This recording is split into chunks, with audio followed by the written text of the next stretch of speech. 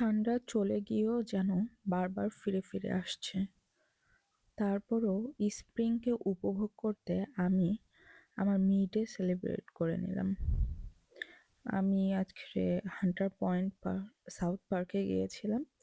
ওখানে নদীর পাশে বসে বেশ খানিকটা সময় আমি নদীর ঠান্ডা বাতাস এবং ঢেউ উপভোগ করছিলাম। অন্য পাশে বাচ্চারা খেলা করছিল। জায়গাটা অদ্ভুত সুন্দর ছিল।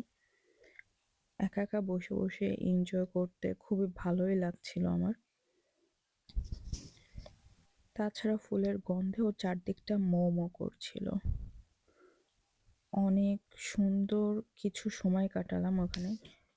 বাচ্চারা খেলা করছিল সেটা দেখতেও অনেক ভালো লাগছিল। আমি সাধারণত সপ্তাহে ১ দিন চেষ্টা করি, বেশিরভাগ মিস যায়, তারপরও ১ দিন চেষ্টা করি নিজের মতো একা একা ঘুরে বেড়াতে। আমার মতো কে কে পছন্দ করেন এরকম একা একা ঘুরতে, প্রকৃতি এনজয় করতে, নিজেকে খুঁজে পেতে, নিজের সাথে কিছুটা সময় স্পেন্ড করতে? তারপর আমি গিয়েছিলাম, আমার একটু শপিং ছিল। নিজের জন্য একটা শাড়ি কিনলাম এবং গিফটের জন্য একজনকে গিফট করব বলে এই শাড়িটা কিনলাম, লালটা। আর তারপর একটু ফুচকা খেলাম।